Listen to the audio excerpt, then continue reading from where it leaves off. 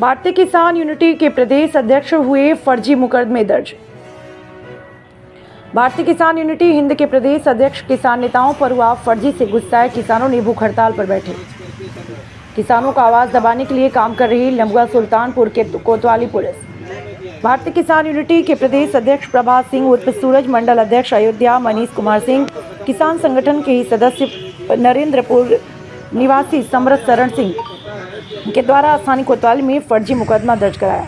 मुकदमा दर्ज होते ही किसानों में रोष व्याप्त हुआ। किसान नेता प्रभात सिंह ने प्रशासन पर लोकतांत्रिक अधिकारों का हनन व गरीब किसानों की आवाज़ दबाने का काम किया गया, जो साजिश का आरोप लगाते हुए स्थानीय कोतवाली में कोतवाल के सामने आमरण अनशन के लिए ज्ञापन दिया।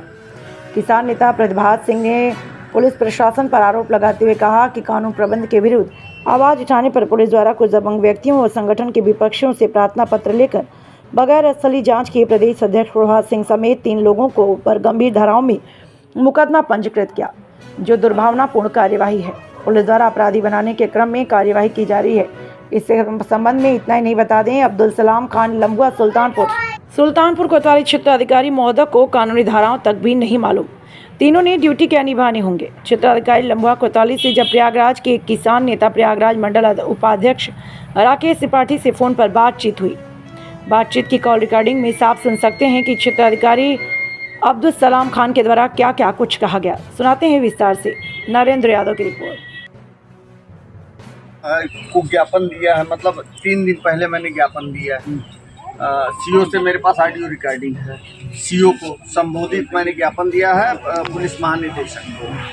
तो उस समय मुझे क्यों नहीं बताया? मेरे पास ऑडियो रिकॉर्डिंग है। उस समय इनको बताना चाहिए था ना कि ये धारा 44 सर्कुलेट उसका जारी हुआ है, उसके विषय में। ठीक, कल धरना रहा, कल भी इन्होंने नहीं बताया। आज धरने का 3रे दिन है, मैं अनशन पे हूँ 3 दिन से। तो 3रे दिन ये सर्कुलर जारी करने का क्या मतलब है? अब मैं पीसफुल प्रोटेस्ट कर रहा हूँ, कोई मैं जुलूस नहीं निकाल रहा हूँ, कोई मैं उग्रता नहीं कर रहा हूँ। तो ये तो शांतिपूर्ण धरना प्रदर्शन करना मेरा डेमोक्रेटिक राइट है। नहीं, भीड़ तो पूरे बाजार में दीपावली में इतनी भीड़ थी, उनके ऊपर भी धारा 144 लागू होने के लिए घूम रहे हैं। अरे भाई, बाजार सिंगल आदमी डबल आदमी, सिंगल आदमी डबल आदमी, मैं कह रहा हूँ मेला लग रहा है। आपके बात मेरी बात हुई है, लेकिन मेरी बातों को उन्होंने पूरा संतोषजनक जवाब नहीं दिया है ना।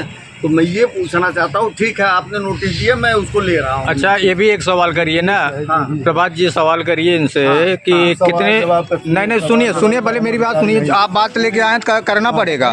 नहीं करना पड़ेगा वो चीज़ साहब। आप लेके आए हैं तो हमारी बातों को आप जवाब देंगे। या तो वो लेके आए हैं नोटिस, हम उनसे बात कर लेते हैं। जैसे हम संतुष्ट होने चाहिए ना हमारे सवालों का जवाब, कि आप जो पकड़ा देंगे कि ये बैनामा कागज आप ले लीजिए, आप इसको ठीक है आप दे रहे हैं, वो आपका राइट है, हमारा भी राइट है ना पूछना। आपसे और इसको रिसीव कर लीजिए। नहीं रिसीव, मैं इसको मैं परसों रिसीव करता।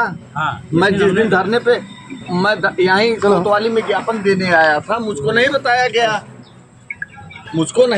गया ना। हेलो सीओ साहब लम्बुआ बात कर रहे हैं? जी नमस्कार।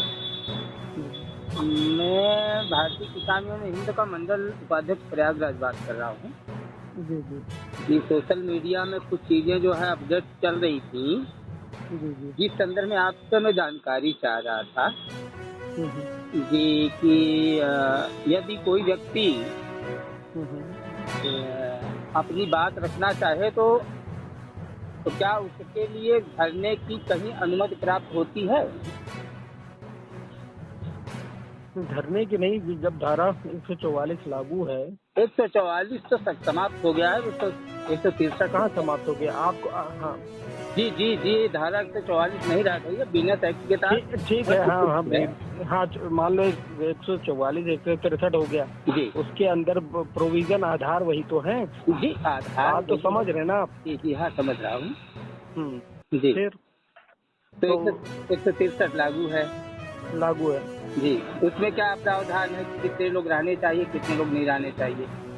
वो तो आप पढ़ेंगे ना। नहीं, आप पढ़ के बताइए। देखिए आप प्रशासन है, आप जी हम हर चीज हम थोड़ी एक्सप्लेन करेंगे। नहीं एक्सप्लेन नहीं करेंगे। यदि आपके द्वारा मुझे रोका जाता है मेरे अधिकारों की मांग के विरोध में, तो हम तो आपसे पूछेंगे कि 163 लागू है तो उसमें कितने लोगों को एथराइज है, कितने लोगों को एथराइज नहीं है, किन कंडीशन पर 163 लागू होती है, वो भी तो मैं आपसे ही पूछूंगा ना। उसमें जमाव 5 या 5 से अधिक लोगों के जमाव के लिए जी मतलब है कि आप नहीं कर सकते जी, जब तक कि ये धारा लागू की जाती है। ये लोग मतलब यहाँ यदि कोई व्यक्ति भूखा है, मर रहा है, किसी के ऊपर जो है अपनी घटना हो गई है, तो क्या वहाँ पर 163 लागू होती है? 163 लागू करने के लिए ये मतलब एडमिनिस्ट्रेशन उसे इम्प्लीमेंट करता है। अब वो आप इतना डेफिनेशन उनसे जाके पूछिए, नहीं उन्होंने इस चीज को डिफाइन किया या नहीं किया है। आप वकील साहब हैं जी जी, आप आइए मेरे ऑफिस, आइए ऑफिस में बात होगी। सर नहीं, आपको इतना ज्ञान नहीं दे सकता। नहीं, ज्ञान क्यों नहीं देंगे? आपका वीडियो वायरल, मैं इस चीज के लिए बात नहीं हूँ, ठीक है। आप मेरे ऑफिस आइए, ऑफिस में बैठ के बात करिए, हम आपको सारी। मैं सीओसी में बात कर रहा हूँ, ऑन रिकॉर्ड बात कर रहा हूँ, आप बताइए। बिल्कुल बता तो दिया हूँ कि अगर किसी की हत्या हो गई है तो क्या वो 5 लोग आएंगे आपके पास अपेयर करने के लिए? आप बताइए, अपने अधिकार की मांग करने के लिए 5 लोग आएंगे? किसकी हत्या हो गई? अच्छा ये बताइए। ये बताइए, वहाँ पर ट्रेजेडी हुई, उस ट्रेजेडी को लेकर के कहाँ लोकतांत्रिक तरीके से, शांतिपूर्ण तरीके से आप कहाँ ट्रेजेडी हुई? आप ये बताइए कहाँ ट्रेजेडी हुई? आपके सामने लोग बैठे हैं। आपको बता दूं कि मैं जो है 32 दिनों से बैठा हूँ प्रयागराज में। आप 32 दिन नहीं 32 साल बैठे रहे हैं, वो आपका अधिकार है। वो जी, आप मेरा अधिकार है, इसीलिए मैं जानता हूँ कि मेरा अधिकार क्या है। बिल्कुल आप बैठिए, लेकिन गलत सर ये ना होना चाहिए। आपसे अपेक्षा की जाती है कि 163 का हवाला दे करके जनमानस के आवाज को दबाने का काम करना, ये भी हम दबा नहीं रहे, हम नहीं दबा रहे, ये भी अपराध ही है। ये भी अपराध है। जनमानस के अधिकार की यदि कोई बात करता है, उसकी आवाज को दबाने वाला भी अपराधी होता है, ऐसा नहीं है? बिल्कुल, हर चीज के लिए एक सिस्टम है। बिल्कुल, क्या सिस्टम है? यार आपको लगता है, आप बताइए कि ये बताइए आप कि आप कह रहे 188 लगा देंगे, ये लगा देंगे, तो उसका भी प्रावधान है। क्या धरना रखने के लिए कहीं अनुमति मिलती है? आपको जानकारी है? हम धरना रखने की बात ही, अनुमति की बात ही नहीं कर रहे। हम ये कह रहे हैं भाई साहब सीओ साहब, आपको बताऊं, आपका वीडियो चल रहा है, आप कह रहे हो कि धरना की अनुमति लेके आओ। किस अधिकारी? बिल्कुल, जब धारा 144 लागू है तब 144 नहीं 163। आप वही बात दोनों एक है। नाक और मुंह में अंतर है। यदि उसे संशोधित कर दिया गया इंडियन कॉन्स्टिट्यूशन के आधार पर, तो आप 163 बोलिए। अब इतना ज्ञान बात वही है ना? नहीं, बात मैंने वही है। उस वीडियो में भी यही बोला कि पहले सीआरपीसी में 144 था, अब बीएनएस में 163 हो गया है। CrPC is dead. Prem time move in BNS act of India. तो बीएनएस नहीं, ये भी आप गलत कर रहे हैं। बीएनएस नहीं, बीएनएसएस है। अरे तो बीएनएस है, 22 हुआ, डबल एस हुआ ना। बार बोलूंगा क्या? तो हाँ, तो बात पकड़नी हो तो बात पकड़ने के लिए तो बहुत कुछ है। बात पकड़ने के लिए तो मैंने डिग्री लिया है। तो आपने बीएनएस क्यों बोला? फिर बीएनएस बताइए। सीओ साहब आपको मैं बता दूं, आप भी किसान के बेटे हैं। किसान और जवान भाई होता है। लेकिन आपके इस वीडियो को सुन करके मुझे इतना तकलीफ हो रहा है कि मैं क्या बताऊं। आप मेरे यहाँ भी एसएसपी है, एसीपी है, कमिश्नर साहब है, लेकिन मैं 32 दिनों से बैठा हूँ। 32 दिनों से बैठा हूँ। 163 लागू थी और आज भी मेरे पास कोई नहीं आया कि बेटा आप कैसे बैठे हो। आपने ये कहा कि जो है धरना की अनुमति चाहिए। अनुमति कहाँ मिलती है, आप बता दीजिए।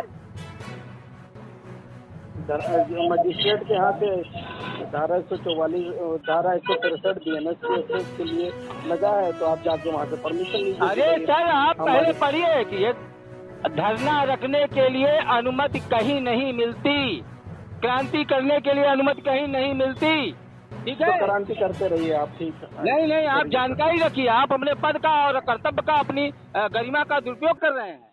ये ठीक नहीं कोई है। दुरुपयोग नहीं कर रहे हैं।